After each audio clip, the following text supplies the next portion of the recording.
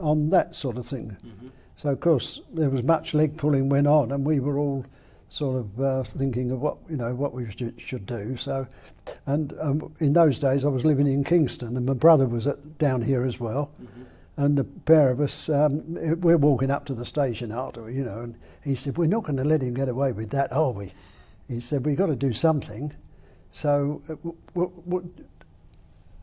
and this is what it is. If I describe to you what happened.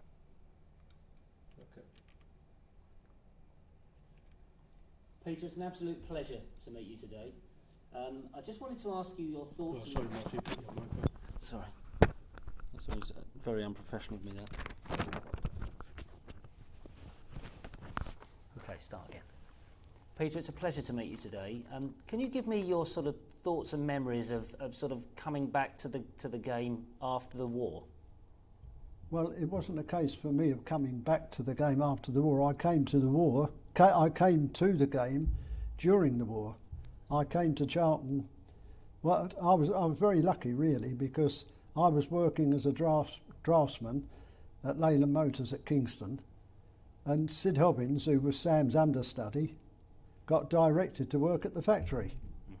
So the works team, which was quite a good team, we went.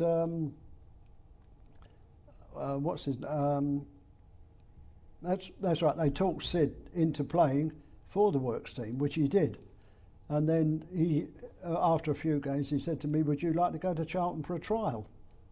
So I said, "Yeah, of course I would." Anyway, and that's how it all started. So he said he told Jimmy C, and Jimmy C wrote to me and said they wouldn't be able to give me a game this week because they hadn't got a game. So, but he would like to see me the following week, and that's how it all started. And it carried on then, and I was playing. I was playing as an amateur. I had to anyway because I was in the reserved occupation, and it carried on until I got up. I suppose that was 1940. Then about 1943, I should think it was. Might be. I got my first game in the Charlton's first team, and that was against Brighton here, and we drew. I think we lost actually, but it doesn't matter. And then it went on from there. Then eventually, and I had to stay. I couldn't get released from my reserved occupation until about 1940, just after the 46 final. I think it was during that season I was released, and I was able to go full time as a pro, because when the season started I was still an amateur, and then then it went on from there, from one thing to another. What can you remember about the sort of the missing out on the 1946 final? Choked, absolutely choked. I thought the chance of a lifetime had gone, and I was.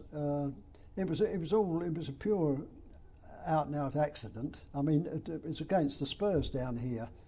It was on a Wednesday night, exactly 10 days before the final, and the ball went out of play and was up against the wall, as it often was, and I went to get it, and we'd had a short, sharp April shower on a dry ground, and it was like a bit like a skating rink, and I slipped, and my studs caught the board, the edging board separating the grass from the track, and I just did, and the studs caught that board, and the wrench broke my leg. So I thought the chance of a lifetime had gone, and anyway, well, after the end of the match when it was played, and I'd been a spectator. Jimmy C came in the dressing room and said, "Never mind," he said, "we'll be back here next year and we'll win it." And that's exactly what happened. And how? Yeah. And sorry. One thing I've done. I mean, in that season, I did what is unique is the fact that I Charlton got into the final. Charlton are the only team that have ever got into the final and lost a game on the way. That's right. Did you were you part of the whole cup run? Were you back and playing all the way through the cup run? No. I played. I missed it because I dislocated my shoulder. I missed. I think I came back in. I think on either the fifth or sixth round, about the fifth or sixth round. Mm-hmm. I think I missed the first one. I think that was against Rochdale, wasn't it? I think. Yeah. And then I missed, and I got a. It wasn't too bad an injury, but it wasn't worth risking apparently. So anyway, no, that was it, and I got back into the team, and then well, as we all know what happened then, we got. I'm told the performance in the semi-final was something to write home about as well. What against Newcastle? Yes, can you tell me a bit about that game? Oh yeah. Well, what about what people? No. Just in terms of the fact of how well you played in it and what a performance it was. Oh yeah. Well, the thing is that the press, they didn't give us a snowball in hell's chance. We were virtually, according to them, we were wasting our time completely going up there going all the way up to Leeds to play them, because the game would be over shortly after the start, sort of thing. You'd never seen such, press at all. It was ridiculous. But anyway, we just said, well, we'll do what we can, and we went out on the pitch, supposedly with not a chance. Well, we got to half time. I think we were 3-0 up, and then and I think we'd hit the woodwork a couple of times, and then we got another one in the second half, and we hit the woodwork again. So in other words, we virtually annihilated them. They were hardly in the game. So can you remember what can you remember about the day of the final in 47? You were now a part of the team. You were going to play. Oh yeah. It must have been so exhilarating. Well, yes, it was. They took us away for a fortnight. A lot of people seem to think it was only a week, but they took us away for a fortnight, and we went to Eastbourne for the first week, and then we had a bloody good week down there, and it was nice. The weather was good, and we were able to train and play golf in the afternoons and that sort of thing. So we were all thoroughly enjoying it. Anyway, it came round the end of the week. We came from Eastbourne. We came back up to the valley, and we played the Arsenal in the league match. I think we drew 1-1. I'm not sure, but I think we did. And then we went home. Just keep looking get a change of clothing. That's it. Keep looking up at me. That's it. And came back down to the ground on the Sunday, and we had the coach take us down to Brighton.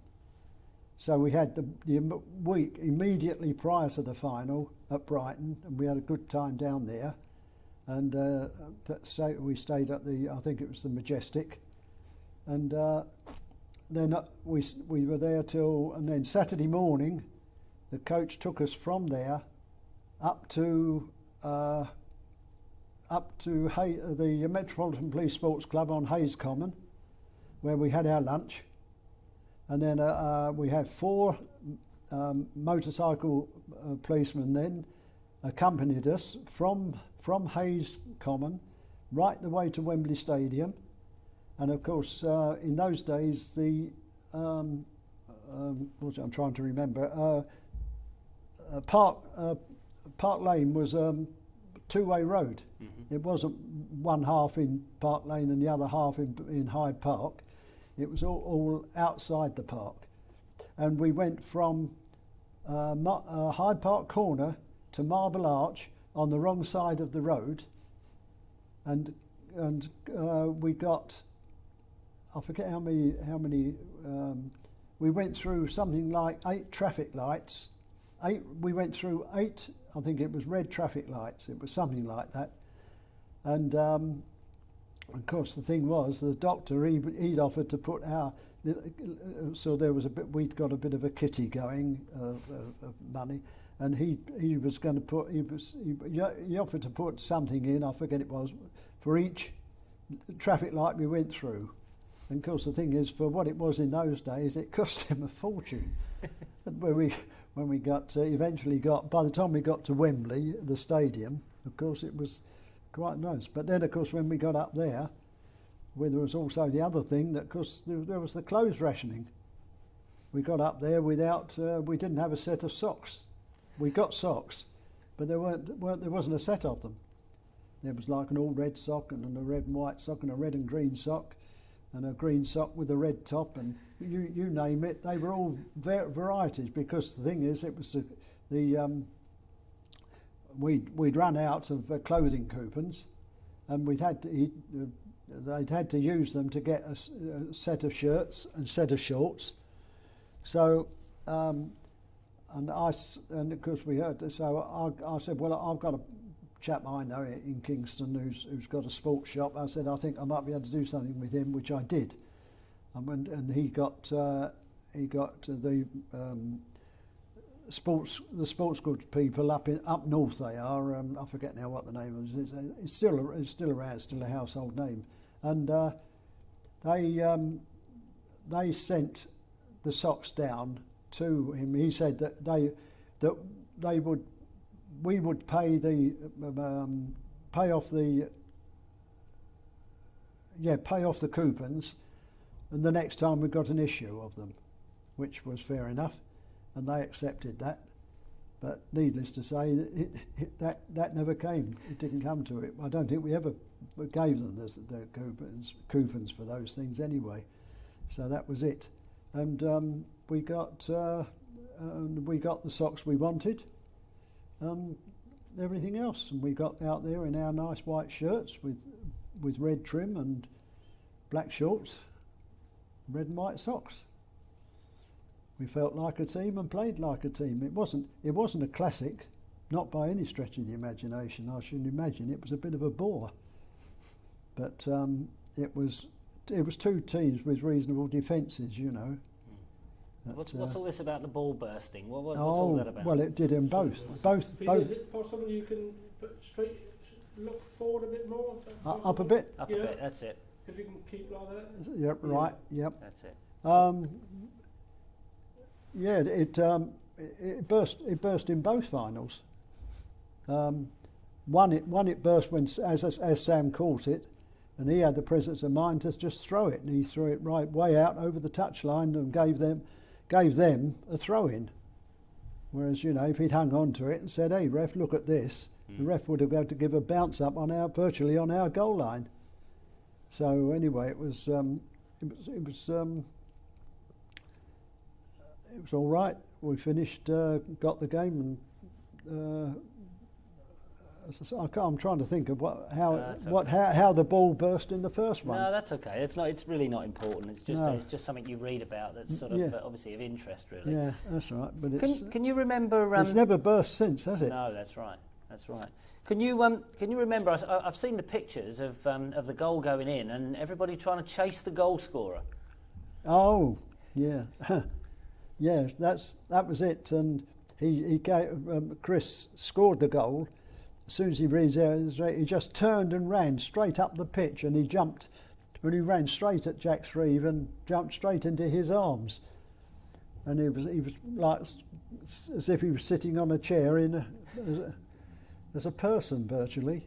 But he's yes, it was quite well. It was a bit of a laugh actually.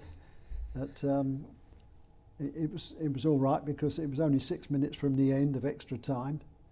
And we didn't. I don't think they came.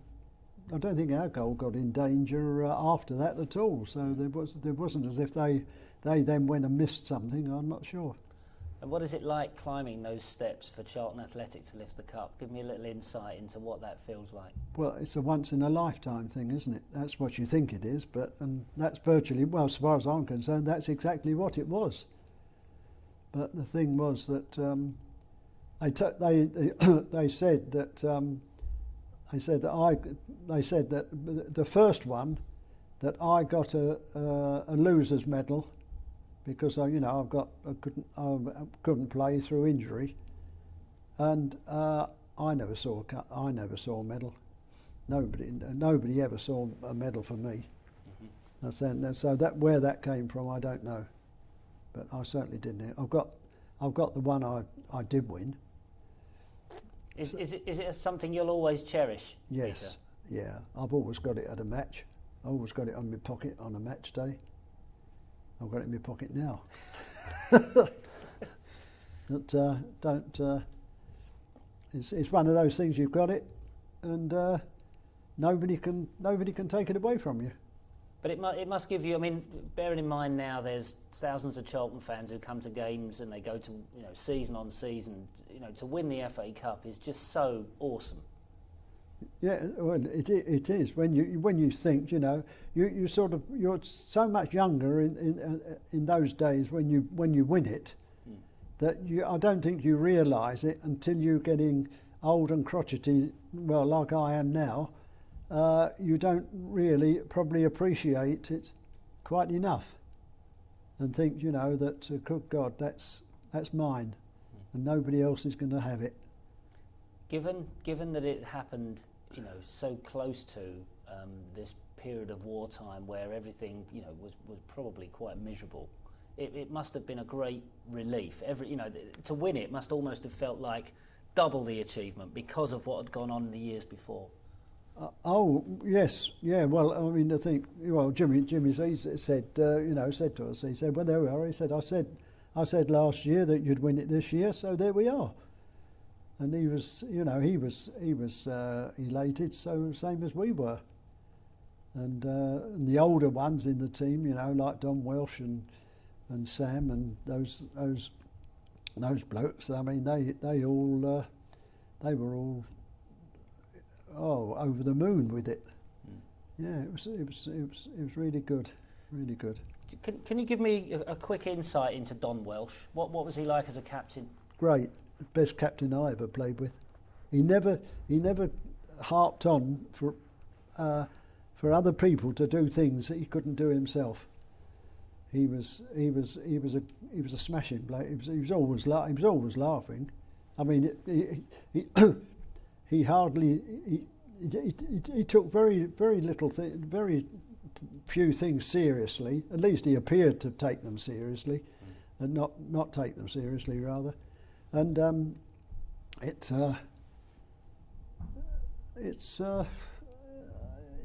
he was a smashing bloke to know. He's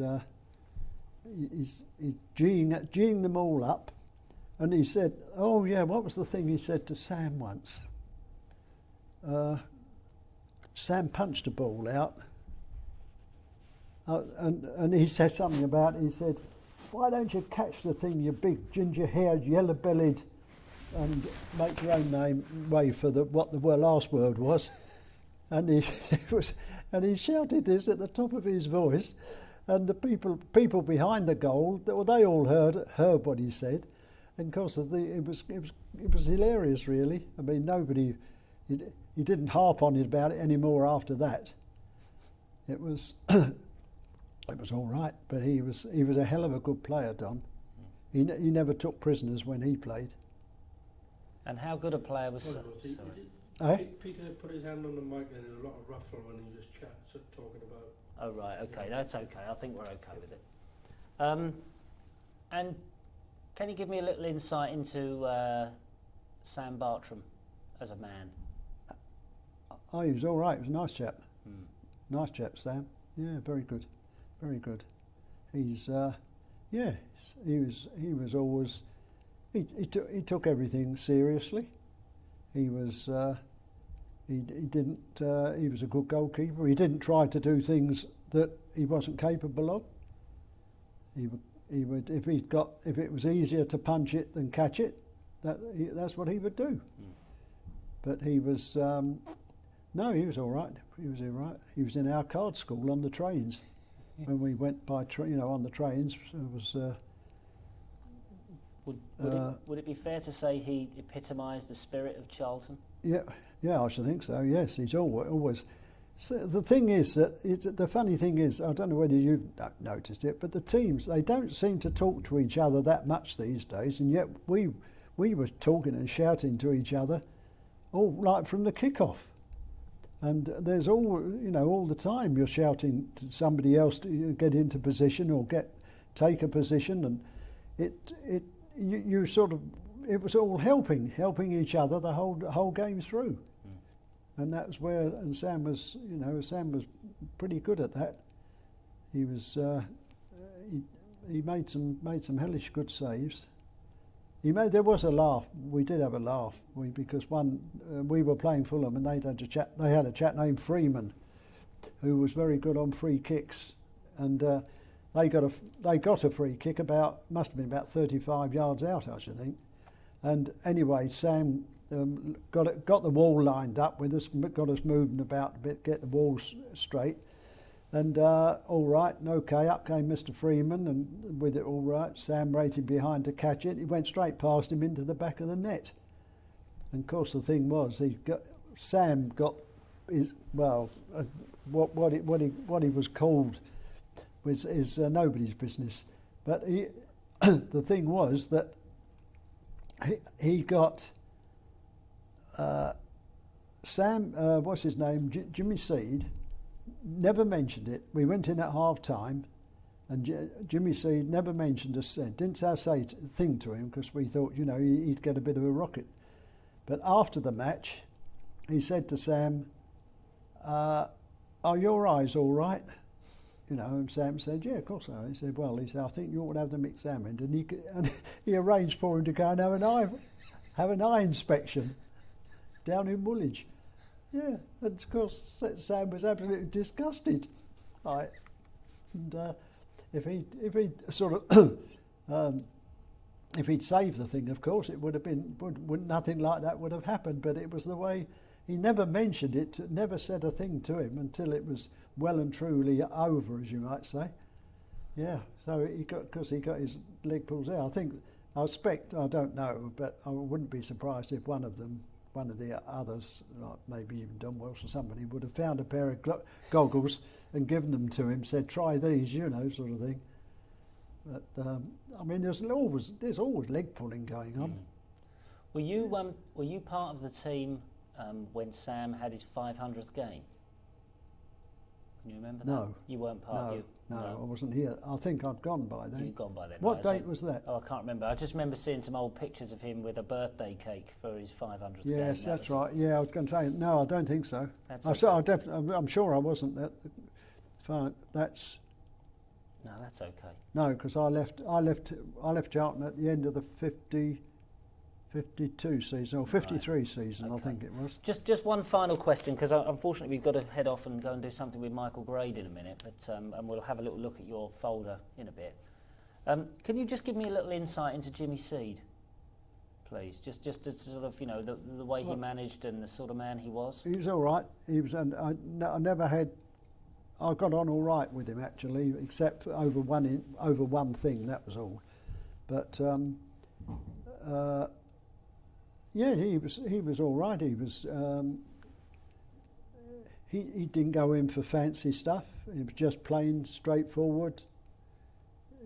Use your own common sense sort of thing. Don't take chances. Don't do things that are risky.